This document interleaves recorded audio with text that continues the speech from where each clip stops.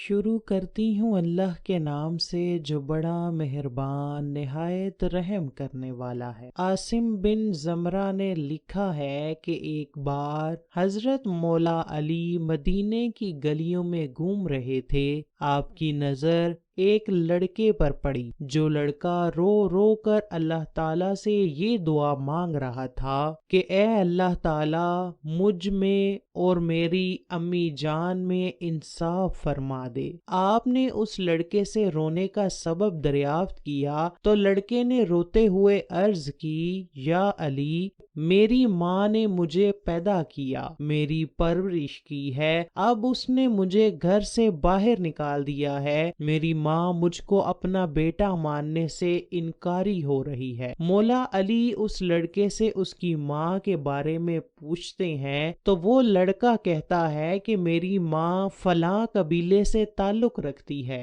حضرت عمر نے حضرت علی کے کہنے پر اس لڑکے کی ماں کو اپنے پاس بلایا۔ وہ عورت جس کو یہ لڑکا اپنی ماں بولتا تھا، وہ چند آدمیوں کے ساتھ مولا علی کی بارگاہ میں حاضر ہوئی۔ اس عورت سے خلیفہ المسلمین حضرت عمر نے پوچھا کہ تم اس لڑکے کی ماں ہو؟ اس پر اس عورت نے جواب دیا کہ اس لڑکے کو میں نہیں جانتی، یہ لڑکا مجھے خواہ مخواہ ہی اپنی ماں بنائے ہوئے ہے، میری تو ابھی شادی بھی نہیں ہوئی۔ اس عورت کے ساتھ 40 قبیلے کے لوگ اور اس کے 4 بھائی بھی آئے ہوئے تھے۔ انہوں نے اس عورت کی گواہی دی کہ یہ عورت ابھی کنواری ہے۔ جب امیر وقت نے اس لڑکے سے ثبوت کا کہا کہ تمہارے پاس کوئی ثبوت نہیں ہے، اس پر لڑکے نے جواب دیا کہ میرے پاس کوئی ثبوت نہیں ہے، میں بس یہ جانتا ہوں کہ یہ عورت میری ماں ہے، میں نے اس عورت کا دودھ پیا ہے، اسی نے مجھے پال کر بڑا کیا ہے، لیکن وہ عورت اور اس کے بھائی اس بات کو ماننے کے لیے تیار ہی نہ تھے۔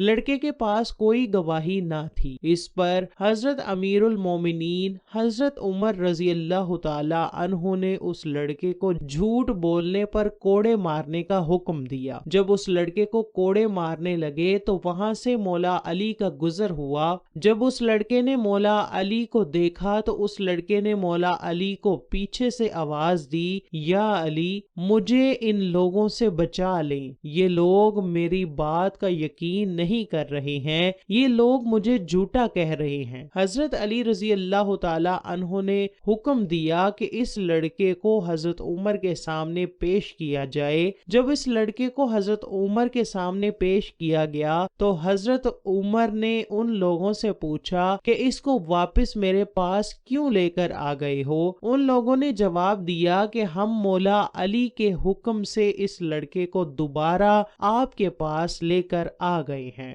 جب مولا علی بھی یہاں تشریف لے آئے تو اس لڑکے کی ماں بھی وہاں لانے کا حکم دیا گیا۔ حضرت علی نے عورت اور اس لڑکے کی بات سنی۔ عورت کی طرف سے کئی لوگوں نے گواہی دی، لیکن لڑکے نے وہی الفاظ کہے جو وہ پہلے کہہ رہا تھا کہ میری یہی ماں ہے، اسی نے ہی میری پرورش کی ہے۔ حضرت علی رضی اللہ تعالی عنہ نے حضرت عمر سے دریافت کیا کہ کیا میں اس فیصلے کو دوبارہ سے سن سکتا ہوں؟ حضرت عمر نے حضرت علی کو اس فیصلے کو دوبارہ سے سننے کی اجازت دے دی۔ حضرت علی نے لوگوں سے کہا کہ تم یہ فیصلہ سن کر حیران رہ جاؤ گے، میں آج ایک ایسا فیصلہ کرنے والا ہوں، میرے فیصلے پر اللہ تعالیٰ اور اس کا رسول رضامند ہو جائیں گے۔ سب نے ہاں میں جواب دیا۔ مولا علی نے اس عورت سے پوچھا کہ تیرا کوئی رشتہ دار یہاں موجود ہے؟ اس پر عورت کے 4 بھائی آگے بڑھے۔ مولا علی نے اس عورت کے بھائیوں کو کہا کہ میں جو بھی فیصلہ کروں گا کیا